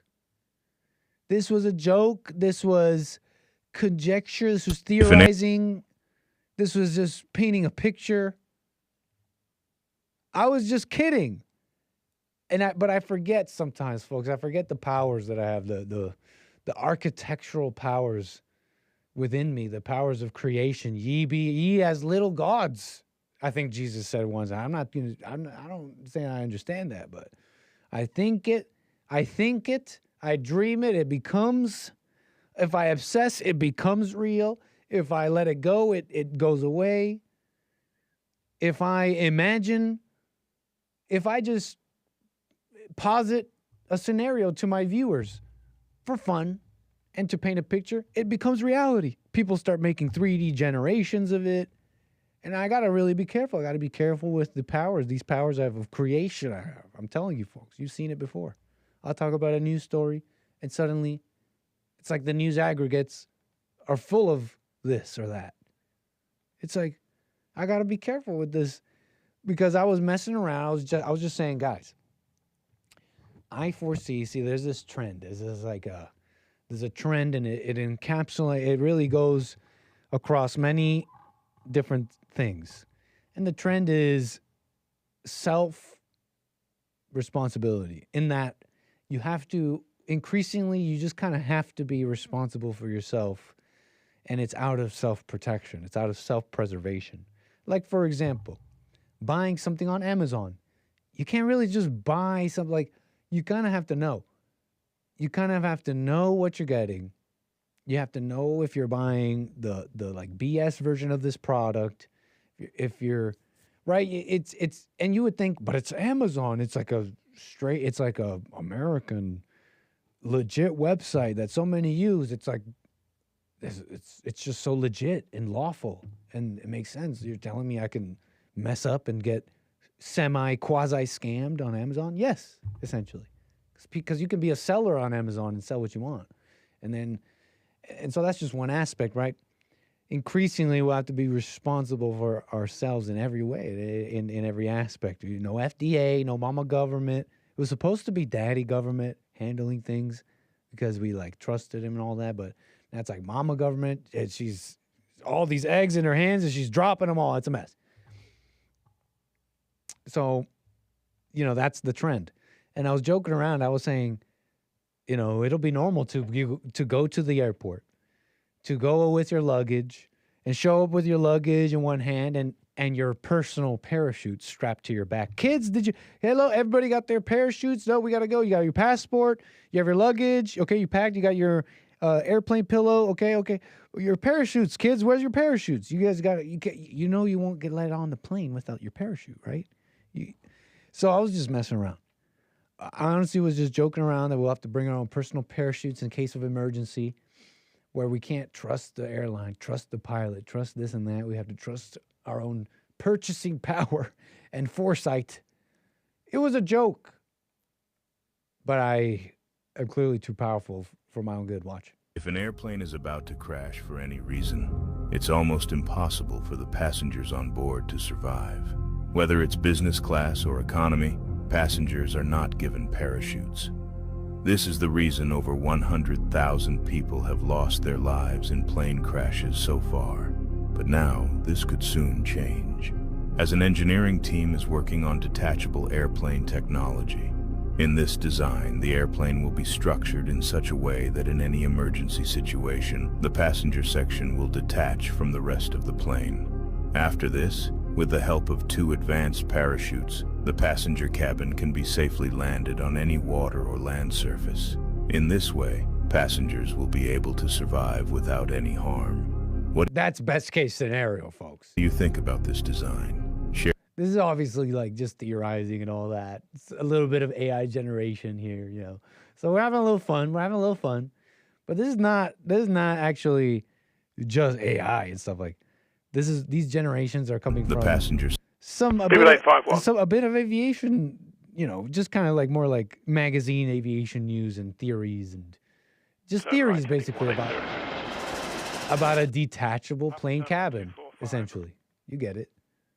Back down to the surface with parachutes, whether it be on the water or ground. The landing will be safe and organized and will result in absolutely no loss of life or injuries. Best case scenario, asterisk. You know, there's other concepts where the bottom just falls out and you're all just kind of responsible for yourselves. You better have you have a parachute on your back. Good luck. Make sure you follow the instructions. It just isn't practical. This new idea that it's practical, so at least similar. Mr. YouTuber saying it's just not practical, mate. And I've done all the calculations. It's like, buddy, when the planes, and this is like worst case scenario, we're being bombastic, like we're not even there at all. It's just a trend thing. But when the planes are falling out of the sky and there's a whole bunch of deaths, then you won't be saying, oh, but it's just not practical. It's just not practical. I've done all this tests and I've done all the simulations. It's just not practical. Yeah. After call it millions, lawsuits, we're talking loss of life. And then almost a total destruction of the airline industry. Nobody wants to fly. But we come up with detachable cabins. And now suddenly people are like, okay, you know what? I really want to go. I really want to go to Canada. And I saw a bunch of videos and we're most likely going to be fine. But in the case that something happens, we have our personal parachutes. Boom. It's a new industry. It's a new world. You think it can't happen? Harmony says she misses the Ballers Lounge. Shout out to the Ballers Lounge. We're bringing it back. Don't worry. Don't scare us, Nit. Don't scare us, Nit. Yeah, don't be scared. You'll have your parachute. As long as you have your parachute, you'll be fine, Liesel. Make sure you pull the cord. Make sure you get the nice one too. Don't skimp on your parachute. You don't have the one with the backup.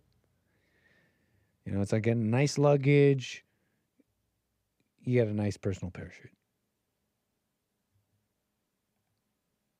But anyways, that's just fun. That's just fun stuff. Detachable plane cabins. What a mess. What else fun? Funny, simple. It was this thing. One more thing. Then we'll get to some news here at the last bit of the show. A little, since we never really got to it. Update on Kilmar, Frisco, etc. But you guys see Cluely? You guys seen this Cluely thing? Cluely AI? Now, how could we explain this?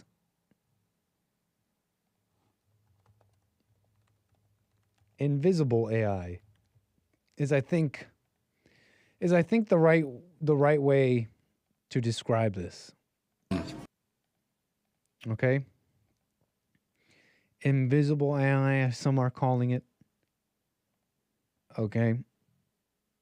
And there's a service or whatever they're calling Cluely.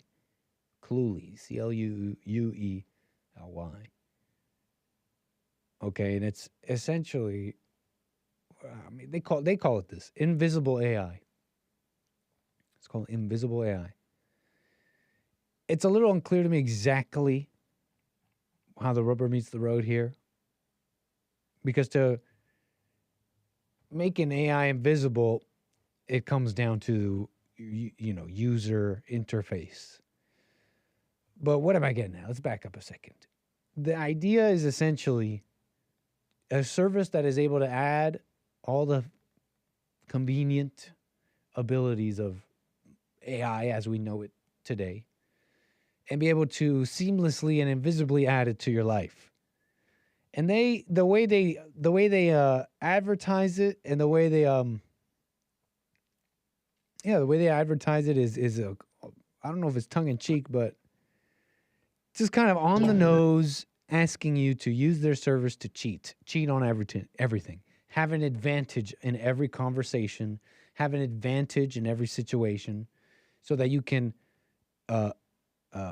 rewrite, like they say, the balance between effort and outcome. That's what they say. And they put out a little ad here. It's got some people worried. Put out kind of a little video here. Cluely, and it's their tag, cheat on everything. They're going to make it easier for you to do so. Thank you. Thank you. So, how old did you say you were? I'm 30 years old. Your profile says you worked at Bananazon? Yeah, I've been there for the past 8 years doing, He has like gray hair here in the profile picture. Something's not right. senior software engineering, so, like coding. Really? Look, I know I look a little young for my age, but I promise you, I'm 30 years old. Okay, well, maybe you are just way older than you look. I saw on your profile that you're like into art. Yeah, I've been really into illustration design and art lately. I didn't expect you to be an art guy. Oh, man. Here's your glass of rosé. And Thank you. sorry, we couldn't verify your ID. Oh, so here's a grape juice for you. Oh, wait, I'm pretty sure there's a mistake. I think you're way too young for me, so I'm gonna have to go. Wait. Okay, look, listen, I know I lied about my age. I'm sorry. But the second I saw your profile and I saw the painting with the tulips. See, if you're noticing what's happening, everything they say to each other is like aided by this AI screen in between them. Even this response here where he's like, I'm really into you.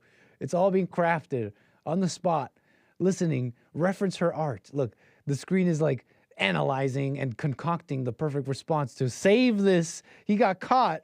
He's young. He's not 30 years old and an executive, whatever he's saying.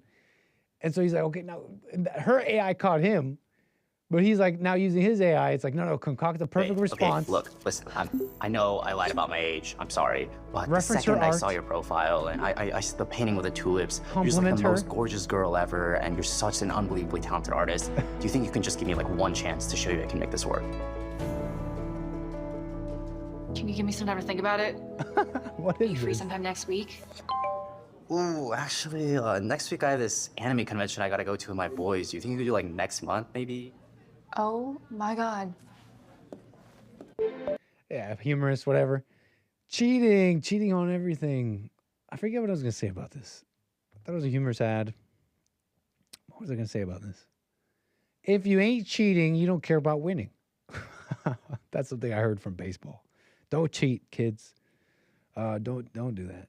The internet needs to be destroyed, says Pinocchio's helicopter. You know, if there's any point, if there was something I was thinking about, it was maybe akin to that. The internet, talk about societal nukes. The internet is a nuke. You know, it's like OnlyFans is a nuke, right? You've sanitized prostitution. The internet is a societal nuke. We don't agree on anything. We're atomized. We're atomized, and we don't agree on it. There is no normal between us. Normal is radically different for everybody. And there's chasms between people. And there's no kind of normal culture we can agree on. And the internet is a Tower of Babel in a way that way. I think Hake said something to that effect, maybe. But, yeah. Atomized. The internet is just us. Yeah, Kevin, hell yeah. It is just us, but it also is a wrecking ball in that before just us, we were in these other constraints, right? Like nation, town, neighborhood, school, family. But all that is like been ripped down for this overarching thing. These new families, new bonds, I don't know. Anyways, Nary says people take it too seriously. But yeah, Cluely. People have been cheating. People cheat on everything. What are you talking about?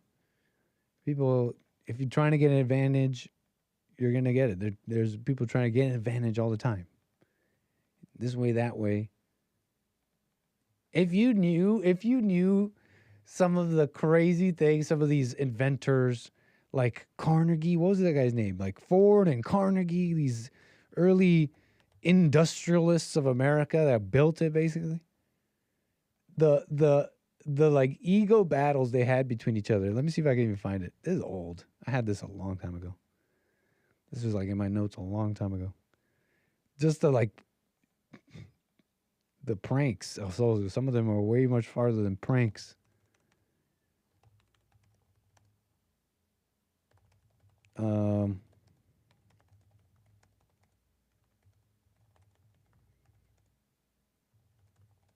I'll never find it.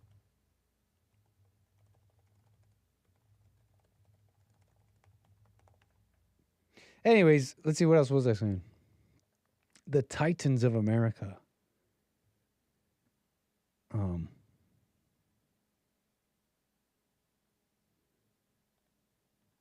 Let's move on. I'll never find this. We'll have to go back. Kaluli, AI. Let's move on because we got some new. So here was the news. So we call it the news. It's kind of old now. Essentially with Kilmar and all that, right? And you know, I'm sure by now you're somewhat familiar with the story, right? It's the controversy surrounding this individual who was living in Maryland, married to an American citizen woman, kids and all that, came into the country illegally. And during his time being illegal in America, his immigration status changed essentially. And he was set to be deported.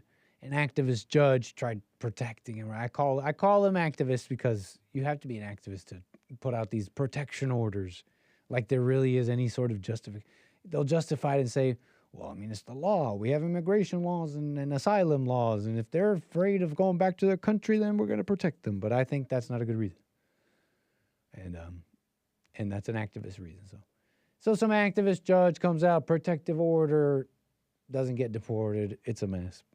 Trump comes in, handles it, gets this guy out, sends him to El Salvador, back home where he's from, after being illegally in America, and illegally having children. Those are illegal, right? You committed a crime having those anchor babies. Or it's probably not a crime, but it should be. Those children are illegal in a deeper way than just being an illegal immigrant. They're just illegal. So where was I? Right, they're sending him back, and this whole case goes up to a couple of levels, district court, all the way up to Supreme Court. But some judge basically rules that Trump has to bring him back, has to facilitate the return of this Kilmar Garcia. This goes all the way up to the Supreme Court. The Supreme Court affirms the lawlessness of the removal of Kilmar Garcia. And that's basically the story. This went all the way to the Supreme Court. The constitutional crisis has arrived. They're calling it a constitutional crisis with someone particularly vulnerable to exploitation, a non-U.S. citizen, a working class father, they call him.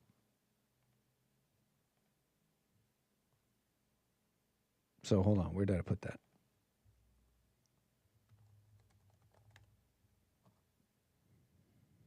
Where did I put the news? Hold on here, folks. So yeah, MSNBC, where was I? So that was the story. They're trying to bring him back. Supreme Court saying you can't use the Alien Enemies Act that way. And it's got everybody in this controversial, debate about this. Is this a constitutional crisis? Is he going too far? But honestly, we laid it out with Mark there earlier. You just can't capitulate because these people are not honest in their conversation. They're not honest in their in their concern for Kilmar. They're not honest in that concern at all. This is not about the rule of law in a constitutional crisis, because the moment the Trump administration were to cave at all with this Kilmar and bring him back or something like that, the day after, all the people who were yelling about a constitutional crisis will go right back to work at destroying the Constitution, not allowing Trump and others to enforce the law, like immigration laws, keeping the border and all that. They're going to go right back to that. And should they have power again in any significant way, like a presidency and all that, you know that's what they'll do. Where in that conversation is there any room for this notion that is at this point a farce of any so-called constitutional, right? Like respecting the Constitution, like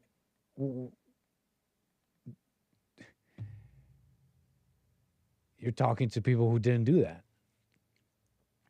Decades of not doing that. And then the moment someone wants to enforce the law in a way you don't like, it's a constitutional crisis, right? So you can't be allowed to import 15 million every term, millions and millions every Democratic term, and be totally unable to do anything about it. So then with that, I really don't need to want to hear any. You're welcome to call me and we can talk. We can argue about it if you want. We'll get into it. But I don't want to hear anything about constitutional crisis. It's not fair. He's a dictator. He's going too far. And I love that even after all that, I did a few episodes on this. We talked about it. It's been some days.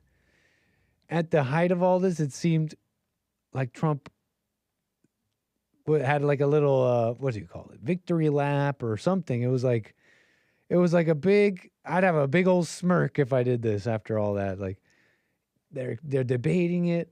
The Democrats make a promise. Some of them already gone. I think even took pictures already to go meet this illegal over there in El Salvador where he's from.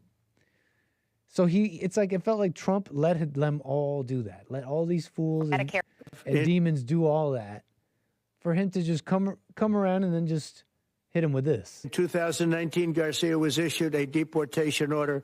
Two separate the actual deets. Judges affirmed Garcia was a member of MS-13, which is a gang that may be even worse. We've been watching President Donald Trump there. Oh, is this a report?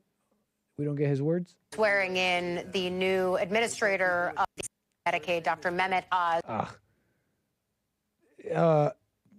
I think I have the wrong clip here, but the point is, he went at length. He spoke at length about, it showed pictures and everything about this guy's tattoos, which is so funny. I'm sure you know by now, but a little bit old news commenting on this, that this guy all over this woman's social media, the wife who says he's a great guy, he's a father, bring him back, what Trump administration has taken away from me. In all the social medias that she posts, look at where she puts these hearts. I miss you so much. I won't stop fighting, I promise. Oh, it's just a coincidence, right? It's just a little coinky dink. These hearts are over his hand covering something. They're not covering anything, Nick. They're just hearts. They're just hearts to express her love for him. Okay? They're just hearts. But I don't know. I think not. I think those hearts are there to cover something up. To cover it all up. Judges affirmed Garcia was the CMS, the Center. Because basically Trump showed his hand, the tattoos, and the connections to MS-13. So you know how it is. You know how it is. Hit him with the 1-2 after they were all out there yelling about this and that. Hit him with the old 1-2. He's MS-13. Check out his tattoos. And they tried hiding it all over social media. But anyways.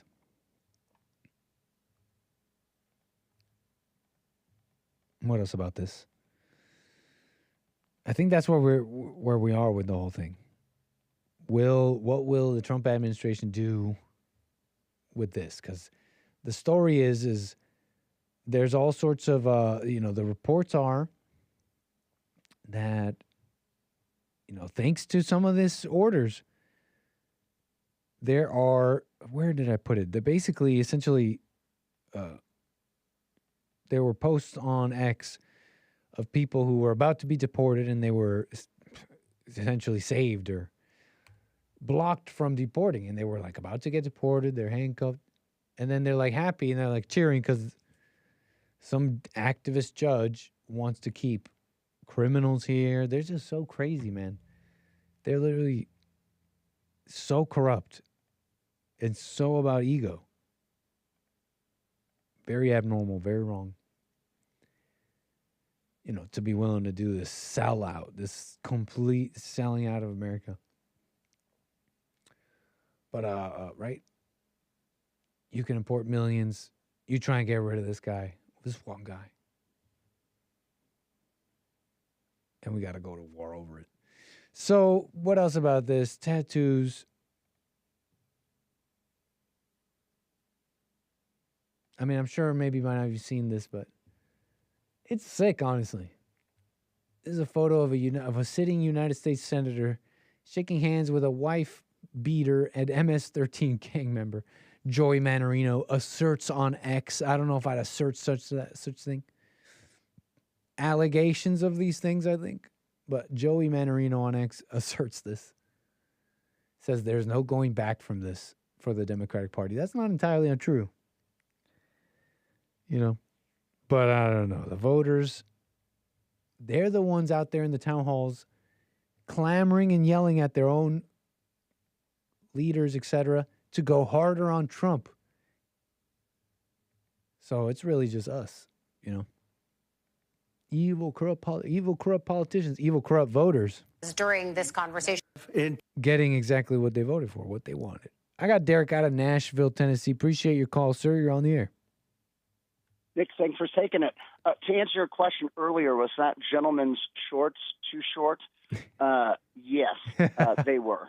Far too I don't short. wear shorts.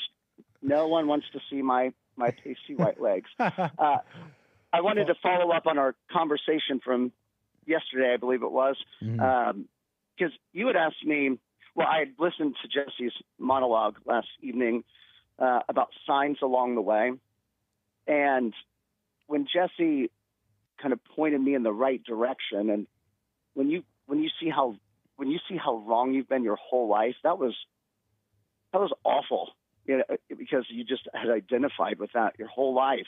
And then now there are moments where it's just like he describes. It's like you just kind of know what to do in certain situations, and it doesn't happen all the time. It's kind of like, wow, that was cool. that it just happened, and I didn't think about it. But I wanted to clarify specifically where I was talking about my father and how Jesus can't be God, and Jesse goes, Jesus is your brother.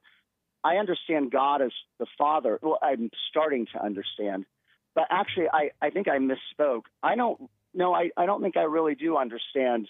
I know that Jesus isn't God. That makes more sense to me than what I've been taught growing up. But I don't think I really do understand that Jesus is my brother. And I was wondering if you could provide some input on that.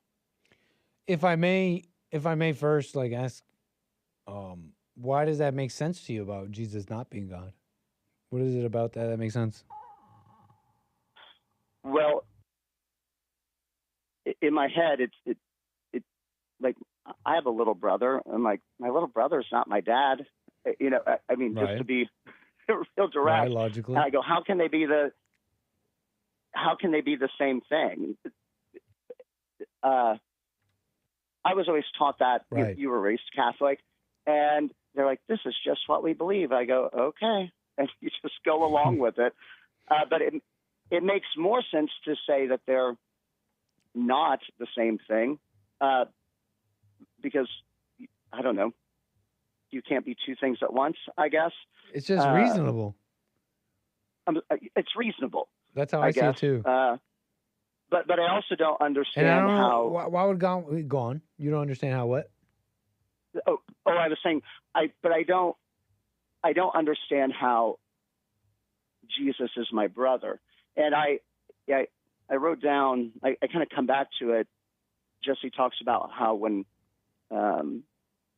you disappear like Christ did, you'll do the same things that he did. And I don't spend a lot of time thinking about it. I just kind of have it there, but trying to, I don't understand how Christ is my brother. I can understand how God's my father, but I'm just being honest with you. I don't really get it yet.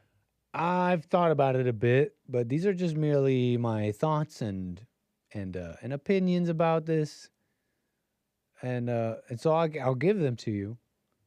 But Please. these, like I said, these are merely kind of I don't know how to other than put it than these are just things I've thought about this. But put it like this: heard a bunch about Jesus and through Jesse and others and what he is, what he isn't, what he's supposed to be.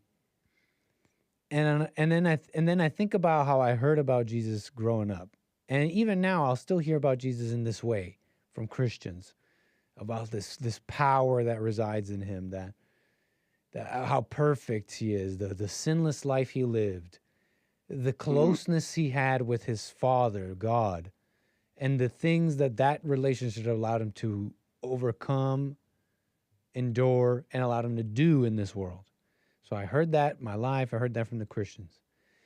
And so, and I'm sure many who are hearing me right now have heard this, right? We've all heard about Jesus.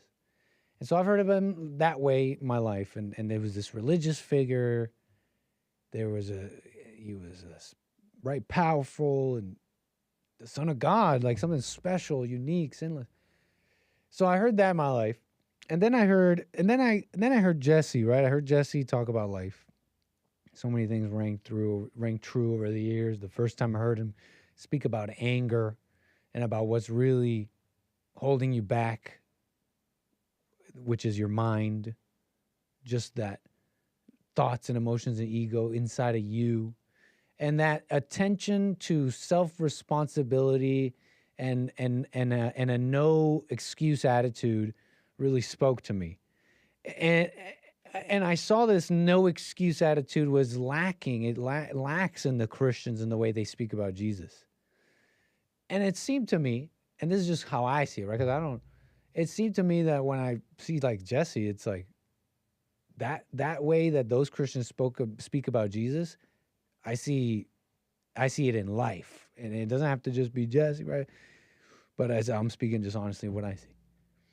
I see that in his life. So I see it in life as an example. So anyways, to summarize, that's really all I think about that statement. That's how I see it, as him being a brother.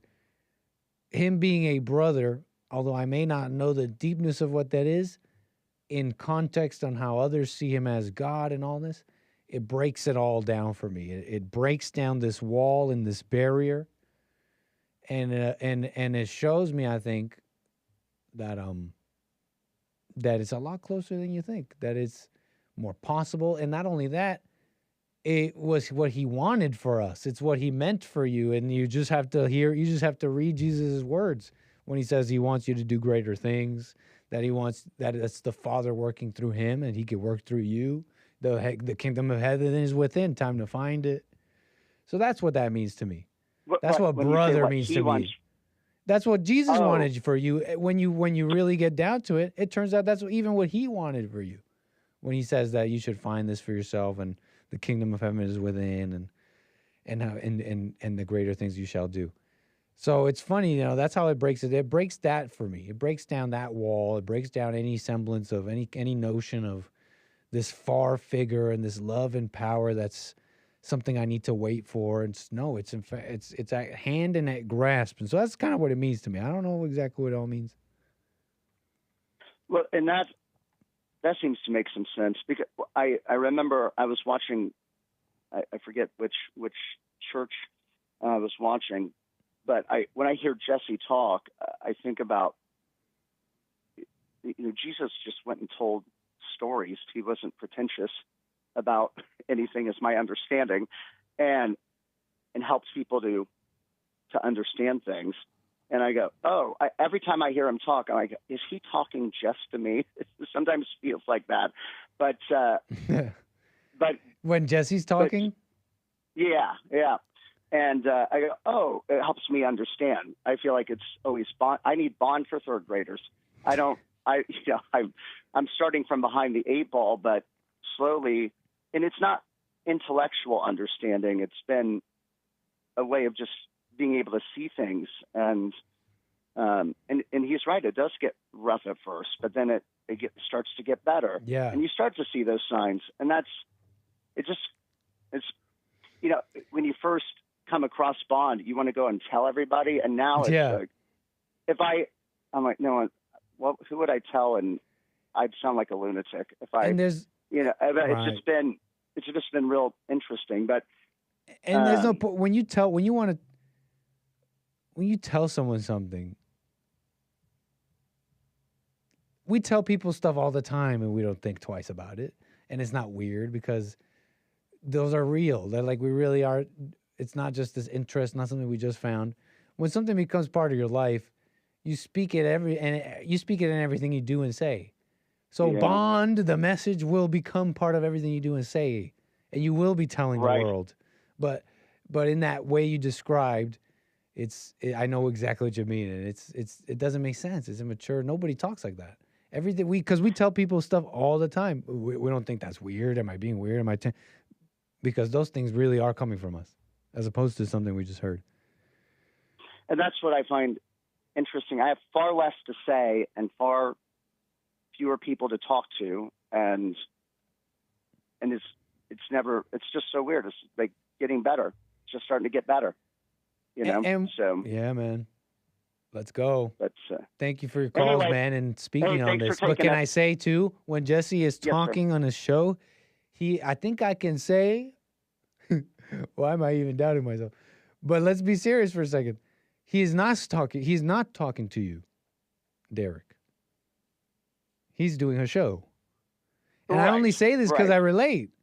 But we have to be serious about the mind. If there's one thing we got to be made up of, and I guess we don't have to be. We could just kind of roll around in the dark, and that's fine too. Like, do it, whatever. I'm not responsible for you, not responsible for me. You could be a Jesse viewer for years and just roll around in the dark. No biggie. Kind of biggie, but not something to freak out about, like whatever. But it's like we should be serious about the mind. Jesse was not talking to you, and if you believe such a thought, you will go down a terrible path. Not terrible, freak out path, but it's like you'll just go down a lie. Like I swear I did that the other day, and I know, and it's like Jesse's like, Nick, that's just not true, and we got to be serious about the mind. Well, Jesse at church is very different than Jesse putting on a show, but being able to see that the most awful, being serious about the mind, it was awful seeing how wrong I was. And prior to that moment, when I was just blinded to it, when I first saw how wrong I was, I almost pined to go back into my ignorance. But then you just can't when you just see, that's what's been going on. And I don't know. It's just been real weird, man. But I appreciate you guys helping me. And I appreciate your calls, Derek. Yeah, making me think. Call me again, sir. Bye-bye. All right, on 888-775-3773. Although we don't really have the time for any more calls here. The non-eating mushrooms listening to Tool answer is, you got the same father, so he's your brother. Unless Satan is your daddy. That's nice and clear and simply, Che Carver. Nice and simply, Che. Kevin Howe. It's easy for me to explain. There's two cosmic forces, male and female. Form, formlessness, darkness, light. When they join together, it creates life, a.k.a. the sun. All life is the sun, so that's how he's your bro. Some commentary from my viewers, all unique and individuals. Well, some of them, right? Shout out. Shout out to everybody. But my unique individuals in the chat You know, some of you get called Bond sycophant. But come on. You guys think uniquely sometimes, right? Like it's not all one flavor. Like, how did a communist feminist become Bond, right? Like we love Terry, we love Kevin, we love everybody. Not Kevin's not a communist feminist, but I'm just thinking about all the diversity in my chat. John Zimmer with this super chat says, yup, AAD, the mind is a minefield for most. Appreciate the super chat there, John Zimmer, and all my supporters. We are at the end of the show. That's the super chats, the calls, the topics. Hope you enjoyed it today. That's it from me. Just triple checking here because that's it, folks. That's done. Topics, calls. We squeezed every drop out of that show. Take care, folks. I'll see you tomorrow for more American Anchor, baby. We got Manhood Hour. Joel Friday will be back, I believe, which will be after the Hake Report, as we know and love. And again, for now, take care because more American Anchor, baby. Tomorrow, same time. Like, subscribe, do those things. Show some decorum. Don't be rude. Take care for now. Peace.